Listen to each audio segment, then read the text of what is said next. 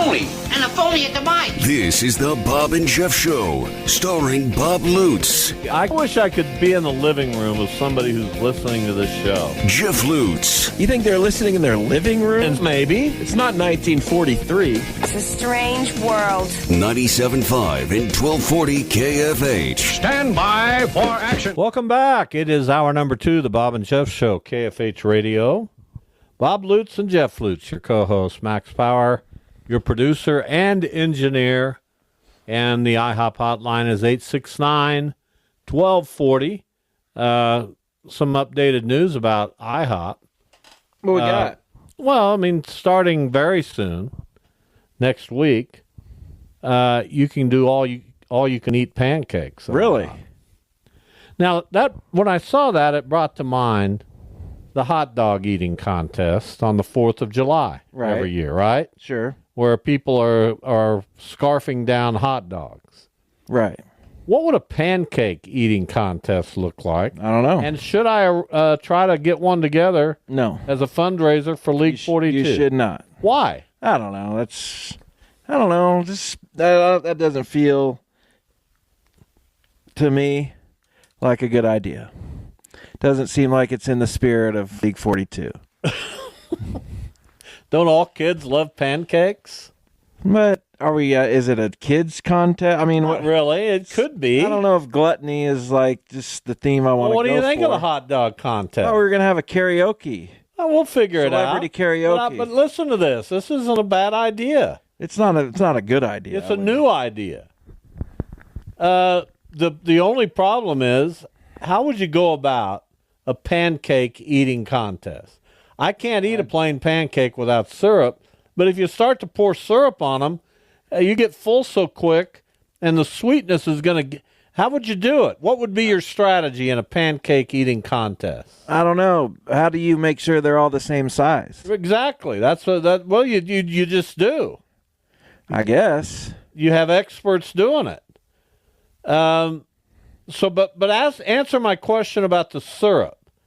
Because obviously, to eat more pancakes, you don't want to have syrup. What do? I can't eat a pancake without syrup. I'm trying. What's your strategy? I could. I mean, I don't think that's What's your strategy? Try to eat as many as I can. I don't have a strategy. Could you do it without syrup? Of course. What would you put on it? Nothing. Plain pancakes? Yeah, I don't think. Just batter cooked. Yeah, it's batter. It's not. It's got sugar in it. No butter for the batter? I don't know, man. I'm so over this right now.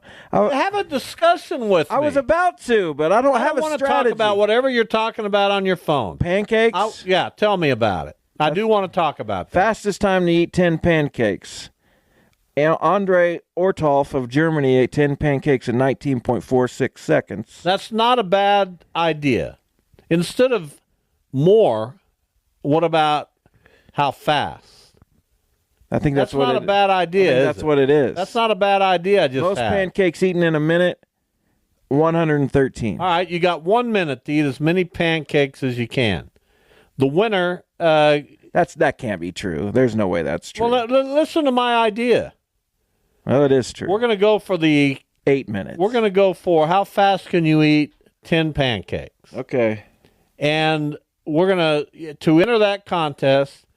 It's $100. No one's going to do that, are they? And the prize is $1,500. You think you're going to get enough money? What if? And enough entrants to where you can make a sizable profit at paying 15 people $100 or whatever $1,500. What if 1,000 people enter at $100 each? What? That's $100,000. Where are you going to have this? And I'm paying $1,500 to the winner. That's not enough. All right, $5,000 to the winner. What does second place get? $1,500. Still, I don't think that's enough. $2,000. I think you got to give away $2,500 to 30. second. If it's $100,000, you got to give away at least 30%. So $30,000. Listen, I would say $25,000. I'm giving out $5,000 to the winner, $2,500 to second, and $1,000 to third. That's too greedy. I think you got to give $25,000. How many could I get to enter it? 6. You only think 6 people. Do you know a lot of competitive eaters in Wichita? But this is a charity thing. No one wants to do that. No one wants to stuff their faces. 869-1240, Russ. If you'd be somebody who would enter Is Russ that our only contest. listener? If you would enter the contest, give us a call. And Max, get ready for the phones to light up. No one would. David Michael Hahn would do it. Okay. That's the Duda only. would do it. No, he wouldn't. Yeah, of course he would. Duda, as I've told you, overrated when it comes to food adventurousness. He has his things that he likes, and that he's the same as everybody else. He'd do it. No, he wouldn't. If you can pay $100, 10,000 to the winner, 25,000. 5,000 to second, 2,500 to first. That's third. That's 17,500. You got to give, like I said, But I got to get at least 100 signed up. You got to give away 30% of. But that could become a national thing. It couldn't. It already is, and your little local But one. it's different than the hot dog eating contest. Is that right? Not really. Yes. All you got to do is eat 10. It's a matter of how fast. So you're going to make people pay $100 to eat 10 pancakes. That's a bad deal off the top. But the winner gets $10,000. Yeah, everybody else loses $100. So what? People do things for charity. They're not that interested in winning. They just want to help the charity. They're interested in winning. That's a pretty good idea. Well, if good I luck. say so Put it together then. What do you think of it? I Honestly, don't like it. Why? I told you why. I gave all the I want you reasons. to say it again. I want listeners to hear you. I don't think that's in the spirit. I just no. Stuff your face for charity. Why don't you have a pancake? That's not a bad name. Why don't you just have a pancake feed for charity? Stuff your Why face does it have for to charity. why does it have to be a contest? Yeah, thank you, Jeff. Why don't you just come in? Would you be one of the judges? Judges of what? Well, you make sure they're really eating. No, I would not.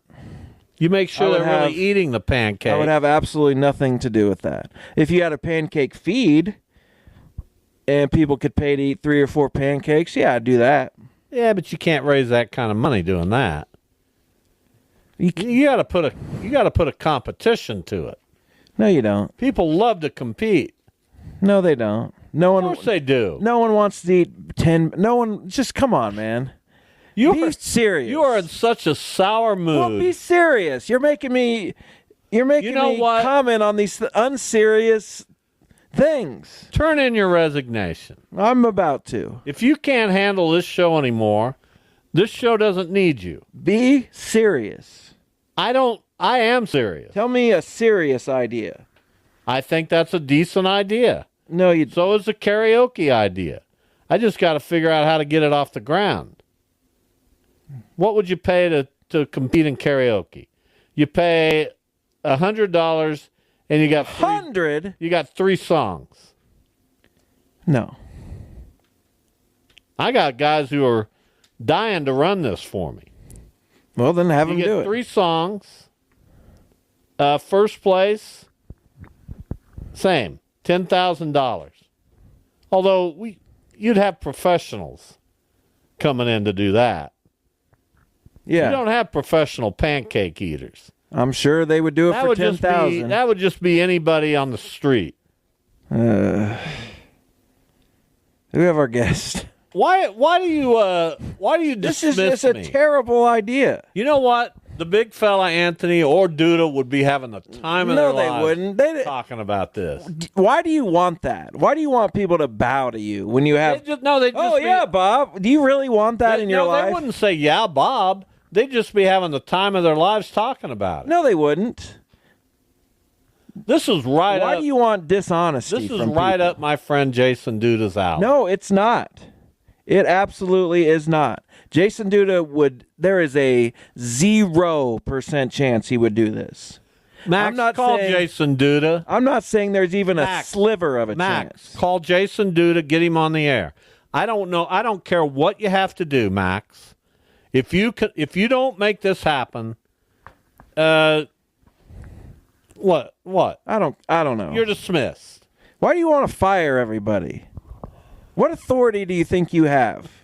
Because whatever it is, you don't. Why do you get so... Because I'm irritated. I know you are, but don't let your irritation this with the horrible Cleveland idea- Guardians cross over to me. This horrible I don't idea deserve that it. you will not abandon. You should abandon it right now. Say I'm done. I apologize to the audience and to I'll me. never apologize for an idea. Even if it's not good? Ideas just go through my head. They always have. And some of them work and some of them don't, but I'm never going to stop having them. Maybe just for a couple of days, stop having them. Ideas are a part of my life. I mean, I was a writer for many years. You got to have ideas. I understand. You know what I'm saying? I do. And I think if you went to any of your previous bosses with whatever the equivalent is, or even this idea itself, they would emphatically discourage you from pursuing it. Max, do we have Duda? Not yet. All right, he's working on it. Let's ask you what you think of this idea of a pancake. We know eating what contest. Max is going to. Don't you know these people well enough yet? Max, go ahead. Don't listen to Jeff. Just tell us what you think. Either you like it or you don't. I can handle it. He's calling dude. Oh, Bob, I only can eat 5 pancakes tops, so. Well, there you go. He's not in. These would be dollar size. Silver dollar pancakes? Yeah, dollar size I pancake. don't think that's a term. Yeah, that's what you order. Dollar size Silver pancake. dollar. I've never had a silver dollar pancake. That's what they are. They're silver dollar pancakes. You know what? If we can't get Duda, I'm not firing Max. I'm firing Duda. That's fair. What do you think of that? Are you on board? Yeah. Because you're not very happy with Duda. I'm right not. now. I don't appreciate. You don't like that thumbs up. I don't appreciate the disconnect he has with people in his life. He always talks about, oh, we can go 20 years and not talk, and hell, then we'll pick up right. Well, why don't you just not go 20 years talking to people that you like? How about that? Maybe it's just part of who he is. I don't know who do you think you are? Somebody's not going to give up on friendships. Well, do you think he's given up on your?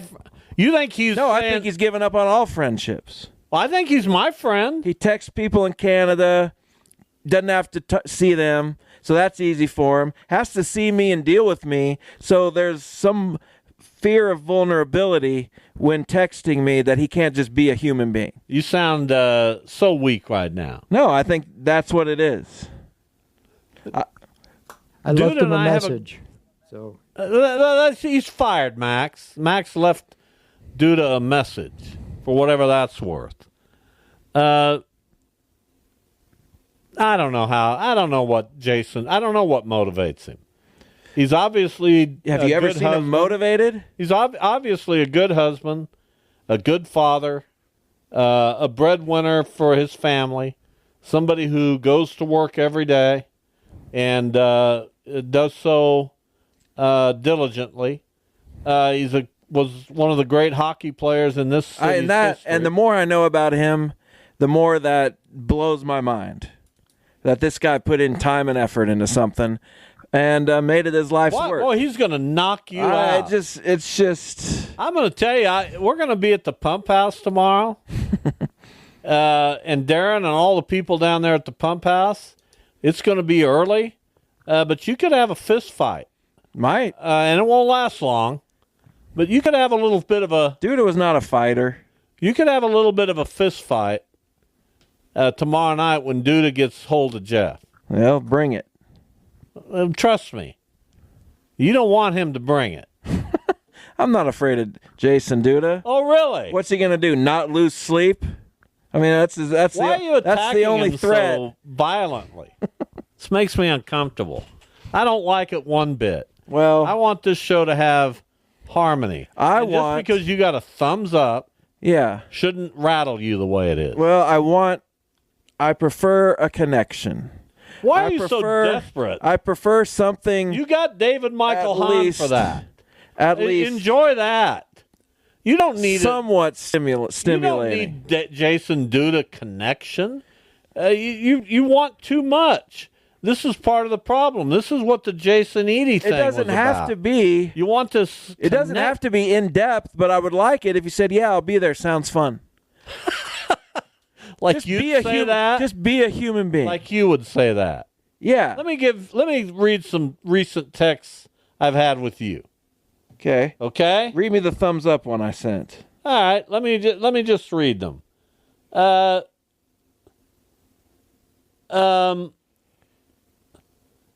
Skeens might become the best ever, but we beat him. Good job. Yeah, I mean, not. Hey, that's really impressive. I know you only needed 2 runs, but that's still pretty good. Nice, Here's one. I just bared my soul. Yeah. Alec Burleson can hit. That's bearing your soul. Yes. You're more like Duda than I thought. If that's and here's your response. Guardians can't. I mean, just nothing. I never get anything. Here's another one. Hold on a minute. Yeah. Because I'm a wonderful son. Can you track down Caden Favors for today at 2:45? I sent you this last week before we had Caden on the show. Here's your response. I'll work on it. Not, boy, that's a good idea for a guess. Just a simple. What do you think I thought it was? Of course it was a guess. I didn't need to repeat known information. Just, I get very little. But if I had said, what, we want him for a guest, you'd call me the biggest idiot on earth. No, you should have said, that's a good idea. Well, I got him, didn't I'll get I? to work on it. And I got him. Yeah. I always do. All right, we're going to take a break. Annette Wiles, formerly of Fort Hays State University, one of the all-time greats in women's basketball, certainly at that school, and really in the state of Kansas. We'll talk with Annette next.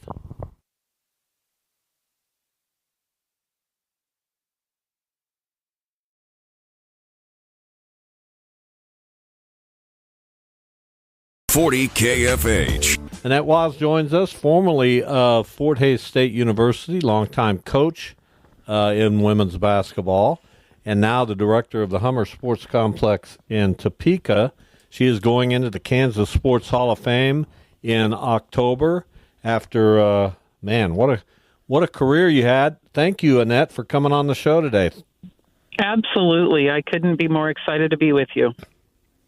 Well, we try to do our research, and we notice, both Jeff and I, my son, who does the show with me, that you're from Hunter, Kansas. And I like to think I've heard of most towns in the state of Kansas. I love the state of Kansas. I was a high school sports reporter for a long, long time. But that one got me. Hunter, Kansas. Tell us about that upbringing. Well, Hunter, Kansas is up in north central Kansas, and it's a town of about 100 people. My dad was the longtime mayor for over 30 years of our little town as I was a kid growing up in it. We went to Sylvan Grove, to Sylvan Unified High School is where I went to high school. And, Hunter is just straight north off of I-70, exit 209, and it's by the fabulous Wilson Lake. I know that's a lot of lake destinations of people in Kansas, and it's not horribly far north of Wilson Lake. Do they have a cafe? Because my wife and I like to go on day trips. Should we go to Hunter? We have the Hunter Cafe, and it is the best food around. Oh my gosh! Continue to be excited about a cheeseburger from Kay, and there's always the Friday fried chicken, and she has the lunch specials for $5.99. So you can't go wrong with a drive up to Hunter to the Hunter Cafe. Oh, I love that. Go ahead, Jeff. So Annette, what kind of opportunities did you have to continue your basketball career following high school? This was the early 90s. We're not talking about ancient times or anything like that. But how did you kind of make your way to Fort Hays, and where else maybe did you consider? Well, the best thing that happened to my career is Mike Weatherman became our basketball coach in high school, and he was just a very incredibly knowledgeable football coach, boys basketball coach, and he eventually saw the talent that we had in our girls basketball program in our small school, and he welcomed to become our head coach. And that's what really propelled my high school career, was having such a quality individual becoming our head coach. My sister and I both played. She's 2 years younger. We both played on the high school teams that we were fortunate to be able to go to the state tournament my junior and senior year, and we were an undefeated state championship game team. And I just thank the Lord that Coach Weatherman came into our life as our high school coach. And then I, fortunately, through my career in high school, back in the archaic days of the 80s and the early 90s, they actually kept score, and I happened to lead all classes 1A through 6A in girls basketball and scoring in the state of Kansas. Wow. So I was recruited by most of the schools, and that time was the Big Eight, and visited KU, visited K-State, visited Mizzou. And I used to get a Sunday night phone call at 6 p.m. every night from the University of Hawaii, and I always thought that was the coolest thing, that I might be playing basketball in Hawaii. But my parents said they'd never come see me play, so I wrote them off very early in my recruiting process. I would have come to see you play a couple times. That would have been a positive for me. Yeah. So I used to enjoy talking to Annette them Wiles, about what the weather was. There you go. Annette Wiles is our guest. She's going into the Kansas Sports Hall of Fame. In her career at Fort Hays State, she scored 2,407 points. That's a lot of points. She had a tremendous basketball career. And you followed that directly into coaching. It's almost as if basketball kind of consumed your life. Annette, how'd that come about? I think basketball and sports in general have always been a vehicle in my life. I mean, they're the things that propelled me to a college education, to a master's degree in athletic administration, and have propelled my life. And I've always looked at sports as that vehicle. Once I was recruited to Fort Hays, played for John Klein and Tom Burkhart. And, I stand on the shoulders of a lot of great teammates. I have other teammates that are equally in Fort Hays Hall of Fame. We were just a really hardworking, blue-collar group of Kansas kids that wanted to win. And, for the fortune of my senior year winning the national championship and being the most valuable player, I think were the highlights of my collegiate career. And as a part of that, just being a result of being a post player, I was fortunate to score a lot of points and get a lot of rebounds, because I always joked I also used to lead Fort Hays in the rebound category, because I also missed a lot of shots, got my own rebounds, and put them in. But being a team that was able to win a national championship, and then I was asked to stay on as the graduate assistant, and then that kind of propelled, and I owe a lot to my coaches and my teammates at Fort Hays. I stand on their shoulders in receiving an honor like this, because we were certainly a great team and accomplished a lot of great things. when you got into coaching, obviously you were pretty young. Really young for the profession, especially. So Yeah. what did you see for yourself at that time? Did you expect to make a life of it? You kind of did, but you've also Absolutely. now gotten into the administration side as well. So was that a mindset shift for you to do that, or was that kind of just an evolution for what you wanted to do? Well, I was blessed that there was a search committee at Bethany College looking for a young coach with a lot of energy, and I was able to land my first head coaching job there at Lindsborg at Bethany College when I was 23, and recruited a lot of very talented academic and athletic kids. We were able to go to 4 national tournaments, and then the greatest phone call of my life was when Dr. Hammond called and asked me to be invited back to being the head coach at Fort Hays. And I think a lot of athletes dream of those moments of being invited back home. And being able to go back to Fort Hays, over an 8-year career, and being able to go to 2 national tournaments, and then the opportunity to coach at the University of Minnesota, never lived out of the state of Kansas, wanted to venture out of the boundaries of Kansas, and lived in the Northland for 7 winters, which I think is an accomplishment in itself. And then there was just time, and life happens. I have a daughter that was actually born on the opening day of college basketball season, and you start to realize that your life shifts. Your parents are getting older. You want to be back around your family and friends friends that you grew up, and it was a natural progression to move back to Kansas. And life happened, and now I work for Topeka Public Schools as the district athletic director and also the director of Hummer Sports Park, our $1 million sports complex, and absolutely love it and still am a part of the sports. I enjoy all of the things that come with the administrative side of life in athletics.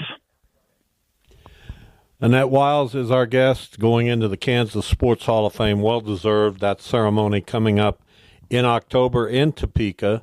So I've read about how you reacted when you were told about this Hall of Fame induction. You got a little emotional, didn't you? I know, I did. And eventually on that day in October, I'm going to have to find the gentleman that was actually the person calling me, because he said it's one of the joys of what he gets to do to inform the inductees. And it was a difficult period of time for many minutes of gathering myself, because I was genuinely overcome with emotion and being a proud native Kansan. You know, you've been born and raised your whole life. And obviously my first phone call was to my parents for thanking them for giving me birth and being the supportive parents to drive a career in sports.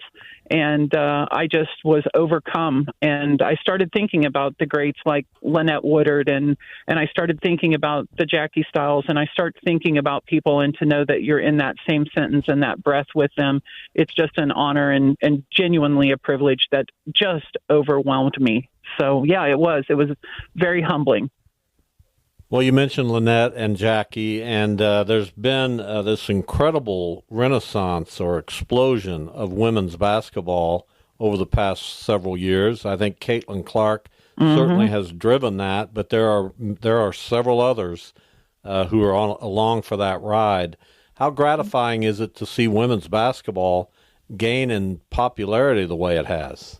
Absolutely. And I think it's just the excitement. I think so much of it is the sponsorships and the boosters and the drive of universities and college in support of programs and student athletes. And I think one of the greatest parts of women's basketball, one of the things I was always the most proud about, even as a head college coach, over a 25-year college coaching career, I had a 96% graduation rate of all of the players that played in my programs for 4 years.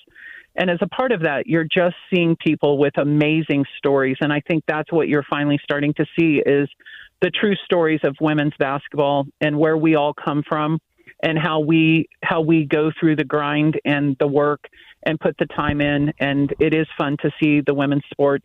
It's fun to see all women's sports growing in sponsorship and popularity. And again, it's just a joy and a journey. And so much of that is because of the women that came before us. And we stand on the shoulders of many women in the decades prior to our time. And I wish to pass that on and pass the torch to others in the future of their careers. Well, you hold a bunch of career records at Fort Hays State in all kinds of categories, single-season records galore. This is a well-deserved honor. We're happy to have the opportunity to talk to you. And as great as you've been in this interview, you were never able to top your suggestion for the Hunter Cafe, Annette. Well, Kay will thank me, and the community of Hunter will thank me when they say that you came and had the cheeseburger at the Hunter Cafe. So it's worth the drive and worth your time. We're definitely going to make that happen. Thank you so much. Absolutely. Thank you. And look forward to being in the Hall of Fame, which is located there in Wichita, and just absolutely can't be more thrilled for my family, my teammates, and my coaches. So just very blessed. You've had an amazing life, and we appreciate it. We'll hopefully talk to you soon, okay? All right. Thank you. Wish you the best. All right. Annette Wiles. Boy, I like that interview a lot. Going into the Kansas Sports Hall of Fame, huh? I said good stuff. Yeah, very good stuff. And you know what she'd have said if I'd asked her about a pancake eating contest? She would have said, go for it. That's what I believe. Tomorrow on the show, we're going to have a guy on who's doing one of those things where 3,000 miles across the country, a goal of raising $1 million, riding his bike 225 miles. Doesn't he know he could have just had a pancake eating contest? I'm reading all this stuff, and he's a Wichita guy, and we're going to talk to him tomorrow on the show by the name of Mark Wiggins. I'm looking forward to it. That's going to happen at 2:45 tomorrow. I'm always amazed by those guys. Well, they put a lot of time in, and are genetic, What's the farthest genetic you freaks. could ride a bike I don't right know. now? Probably not that far. A mile, 2? I mean, it depends on how fast I go. But I could probably ride for a while, slowly. You know, back in the day, I think you rode a bike some. I rode one. Yeah, I like all the riding time. bikes. All over Derby, just going out and rode. Never thought a thing about it.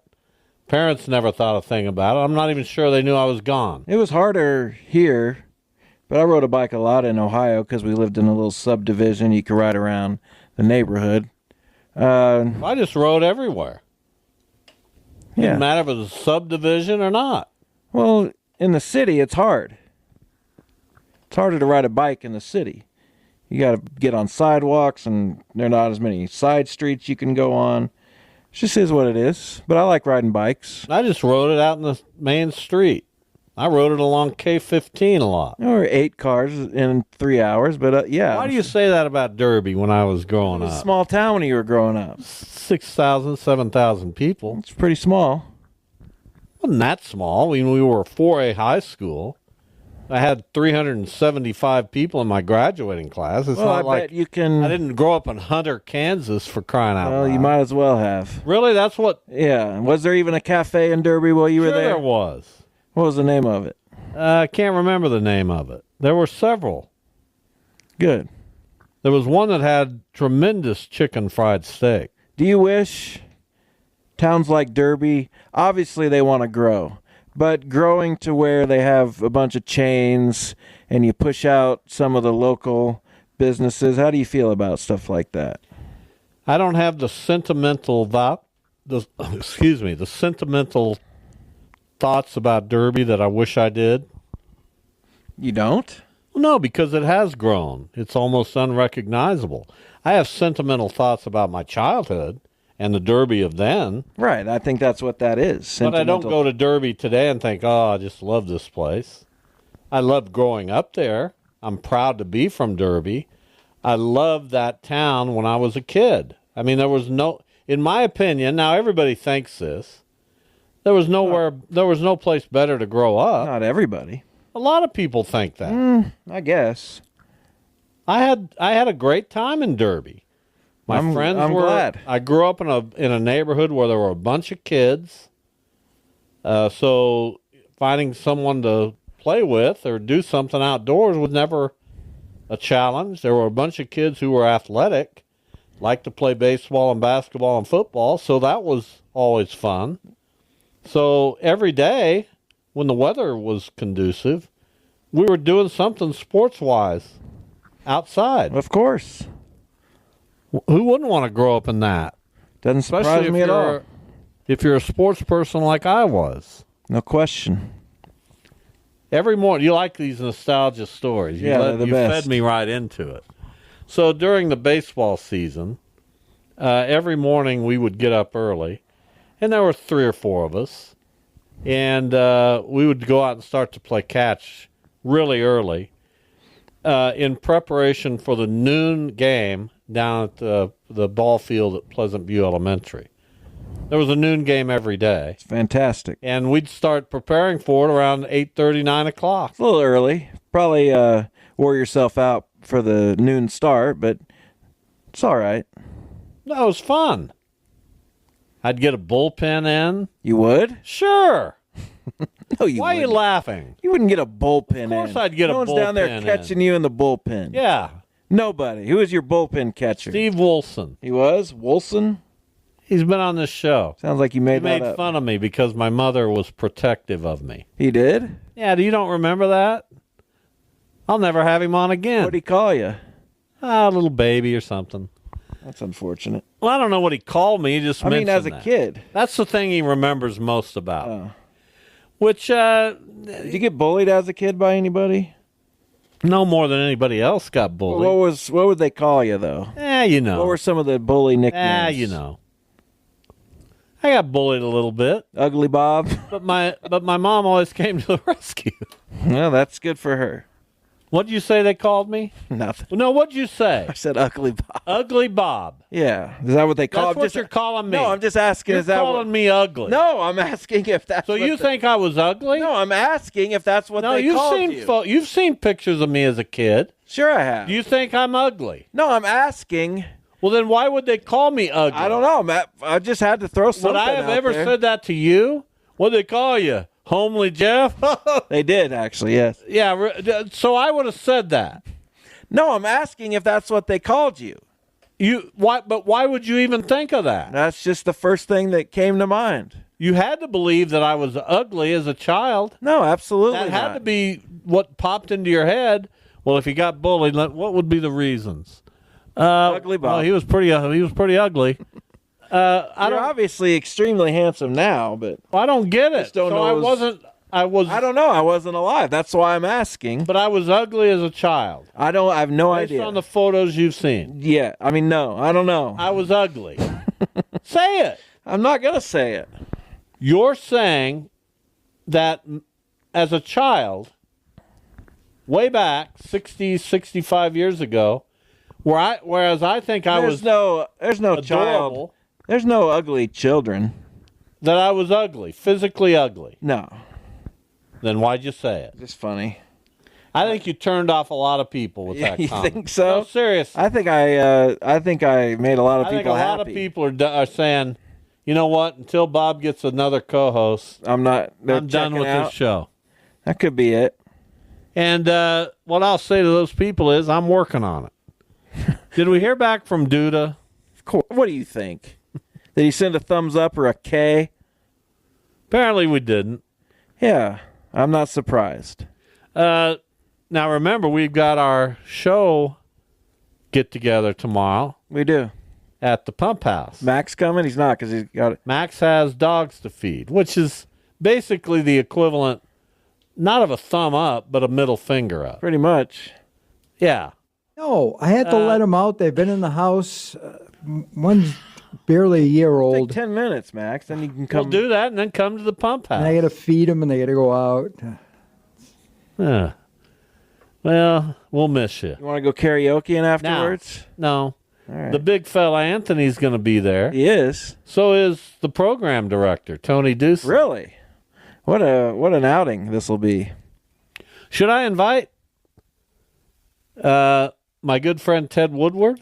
If you want. He's not a part of the show, so that seems a little It is a little excessive. odd.